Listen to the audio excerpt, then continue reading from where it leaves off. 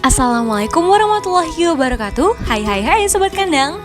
Kami dari kelompok 1 akan menayangkan video proyek pengamatan, yaitu dengan komoditas sapi potong untuk memenuhi tugas mata kuliah MPPR. Pada kali ini, kami melakukan pengamatan di salah satu peternakan warga, yaitu peternakan sapi potong milik Pak Haji Nurdin di Desa Baros, Sukabumi. Sebelumnya perkenalkan, di sini ada anggota kelompok kami. Yang pertama ada saya sendiri, Ade Sylvia, dengan NIM J1309211039. Lalu ada Alfia Lydia dengan NIM J1309211012. Untuk selanjutnya ada Hadi Ramanto dengan NIM J1309211000. Lalu ada Muhammad Eza dengan NIM J1309211024. Selanjutnya ada Bima Haji Setia dengan NIM J1309211003. Ahmad Alamsani J1309211052. Dan yang terakhir ada Faris Zulfikar dengan NIM J1309211013. Pada peternakan Pak Haji Nurdin terdapat jenis ternak Dinfo atau singkatan dari Limousin PO. Sapi Limousin adalah bangsa Bos Taurus yang dikembangkan pertama di Perancis, yang merupakan tipe sapi pedaging dengan perototan yang lebih baik dari simental. Warna bulu coklat yang tua kecuali di sekitar ambing yang berwarna putih, serta lutut ke bawah dan sekitar mata berwarna lebih muda. Sapi PO atau sapi peranakan ongol adalah bangsa sapi hasil persilangan antara pejantan sapi Sumba ongol dengan sapi betina lokal di Jawa yang berwarna putih. Saat ini sapi PO yang murni mulai sulit ditemukan karena telah banyak disilangkan dengan sapi Brahman, sehingga sapi PO diartikan sebagai sapi lokal berwarna putih keabu-abuan. Untuk saat ini, jumlah sapi yang ada di peternakan Pak Haji Nurdin mencapai 20 ekor. Jumlah ini lebih sedikit dibandingkan daripada hari raya Idul Adha. Jenis pakan yang digunakan yaitu berupa jerami padi, rumput gajah, dan juga ampas tahu. Selanjutnya, pada peternakan Pak Haji Nurdin ini memiliki rasio pakan dengan penggunaan berupa hijauan dan konsentrat, 30% untuk hijauan dan 70% untuk konsentrat. Untuk sistem pemberian pakan di peternakan ini dapat dilakukan sebanyak 2 kali dalam 1 hari, yaitu pada pagi dan sore hari, dengan air minum berupa air yang direbus dengan biji kedelai yang diberikan secara ad libitum. Terkait PBBH sapi yang ada di peternakan Pak Haji Nurdin, bisa dilihat dari pemberian pakan dengan bobot pakan yaitu 20 kg, dapat terkonversikan 2 kg dari pertumbuhan bobot sapi dengan lama pemberian pakan yaitu selama 4 bulan. Terkait target pertumbuhan bobot badan yaitu pada saat hari H Idul Adha.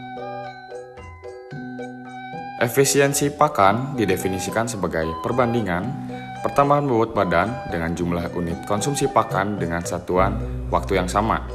Tingkat efisiensi penggunaan pakan untuk sapi berkisar 7,5 hingga 11,5%. Efisiensi berarti PBBH dibagi konsumsi bahan kering dikali 100%. Perhitungan efisiensi pakan di peternakan Pak Haji Nurdin yaitu 2 kg dibagi 20 kg BK dikali 100% sama dengan 10%. Artinya setiap 1 kg pakan menghasilkan pertambahan bobot badan harian sebesar 0,10 kg. Baik, saya akan menjelaskan formulasi ransum yang diberikan di peternakan tersebut. Apakah formulasi tersebut sudah memenuhi kebutuhan nutrisi pada sapi yang dipelihara? Oke, yang pertama, diketahui bobot badan sapi adalah 322 kg.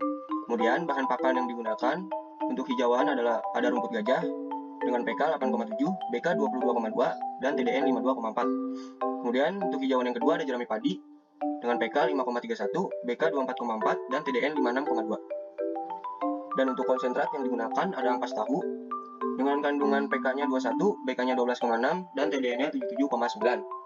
Kemudian target PBBH-nya 2 kg. Dan untuk rasio hijauan banding konsentrat adalah 30:70. Pertanyaannya, apakah formulasi ransum yang diberikan pada ternak sudah memenuhi kebutuhan nutrisinya?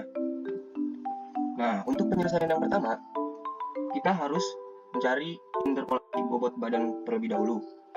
Bobot badan yang diketahui adalah 322 kg. Kita lihat pada tabel kebutuhan nutrisi pada sapi potong. Pada tabel ini tidak ada bobot badan 322 kg. Jadi kita harus menggunakan rumus interpolasi. Rumus interpolasi adalah Y sama dengan Y1 plus X min X1 per X2 min X1 dikali Y2 min Y1. Dengan keterangan rumus, Y sama dengan konsumsi nutrisi yang dicari, Y1 sama dengan batas bawah dari konsumsi nutrisi yang dicari, Y2 sama dengan batas atas dari konsumsi nutrisi yang dicari, X1 batas bawah dari bobot badan yang dicari, X2 batas atas dari bobot badan yang dicari, dan X adalah bobot badan yang dicari. Nah, setelah menghitung interpolasi linear bobot badan, didapatkan kebutuhan nutrisi pada sapi di bobot badan 322. Untuk BK-nya membutuhkan 9,062%, untuk PK-nya membutuhkan 15,378%, dan untuk TDN-nya membutuhkan 69%. Kemudian kita masuk ke tahap yang kedua adalah formulasi ransum. Untuk penggunaan konsentrat adalah 70%. Jadi, perhitungannya adalah 70/100 dikali 21. 21 adalah PK dari ampas tahu, menghasilkan 14,7%. Jadi kekurangan PK-nya adalah 15,378 didapatkan dari sini kebutuhan PK-nya dikurang 14,7 dari hasil ampas tahu tadi sama dengan 0,678. Kemudian masuk ke square method. Kita men-square method hijauan yaitu rumput gajah dan jerami padi. Untuk rumput gajah PK-nya adalah 8,7 dan untuk jerami padi PK-nya 5,31. Kemudian kita masih kekurangan PK 0,678. Berarti 8,7 dikurang 0,678 menghasilkan 5. 5,31 dikurang 0,678 menghasilkan 8. Kita jumlah hasilnya adalah 13%. Kemudian persen penggunaan. Untuk rumput gajah, 8/13. 8/13 didapatkan dari sini 8/13. 13 adalah jumlah dari hasil square method tadi. Dikali 100% sama dengan 61%. Untuk jerami padi, 5/13 dikali 100% sama dengan 39%. Jadi jika dijumlahkan hasilnya 100%. Kemudian persen rumput gajah, 30/100 didapatkan karena hijauan menggunakan 30%. Dikali 61 hasil tadi penggunaan rumput gajah sama dengan 18,3%. Kemudian untuk jerami padi 30/100 dikali 39% sama dengan 11,7%. Jika kita jumlahkan menghasilkan 30%. Nah, kemudian untuk pembuktiannya nih. Yang pertama itu PK. Untuk rumput gajah 18,3/100 itu didapatkan dari sini 18,3%, berarti 18,3/100 dikali 8,7. 8,7 adalah PK dari rumput gajah. Hasilnya adalah 1,6. Untuk jerami padi dan ampas tahu sama saja, yaitu 11,7/100. 11,7/100 dapat dari sini dikali 5,31, yaitu PK dari jerami padi hasilnya 0,6. Nah, untuk ampas tahu kenapa 70/100? Karena penggunaan ampas tahu adalah 70%. Dikali 21 PK ampas tahu sama dengan 14,7. Jika kita jumlah hasilnya 16,9%. Kemudian untuk BK-nya sama saja untuk rumput gajah 18,3/100 dikali 22,2. 22,2 didapatkan dari BK rumput gajah. Hasilnya adalah 4%. Untuk jerami padi rumusnya sama, tinggal diganti BK dari jerami padi yaitu 24,4%, hasilnya 3%. Dan untuk ampas tahu, tinggal diganti BK dari ampas tahunya yaitu 10,22% hasilnya. Kita jumlahkan hasilnya adalah 17,22%. Dan yang terakhir, pembuktian yang terakhir adalah TDN. Untuk rumput gajah sama masih rumusnya 18,3/100 dikali 52,4. 52,4 didapatkan dari TDN rumput gajahnya. Hasilnya 9,6%. Untuk jerami padi masih sama 11,7/100 dikali TDN jerami padi 6,6% hasilnya.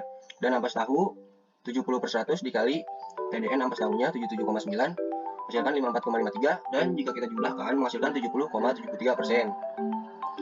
Nah, dua tabel ini adalah perbandingan antara kebutuhan nutrisi pada sapi di bobot 322 dari hasil perhitungan interpolasi linear bobot badan dan tabel yang kedua ini nutrisi pada sapi di bobot badan 322 dari hasil perhitungan formulasi ransum yang digunakan.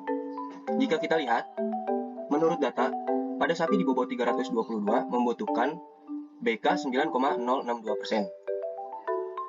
Kemudian pada ransum, BK yang didapatkan adalah 17,22. Hal ini berarti kebutuhan BK-nya adalah terpenuhi untuk sapi di bobot badan 322. Kemudian untuk PK-nya, menurut data adalah 15,378%. Sedangkan hasil dari formulasi ransum adalah 16,9. Berarti hal ini pun terpenuhi PK-nya. Dan TDN-nya menurut data adalah 69, sedangkan menurut formulasi ransum adalah 70,73. Hal ini pun terpenuhi. Jadi, kesimpulannya, formulasi ransum yang digunakan pada peternakan memenuhi kebutuhan nutrisi pada sapi di bobot badan 322 kg. dengan PBBH 2 kg per hari. Mungkin sekian dari kelompok kami, kurang lebihnya mohon maaf. Wassalamualaikum warahmatullahi wabarakatuh.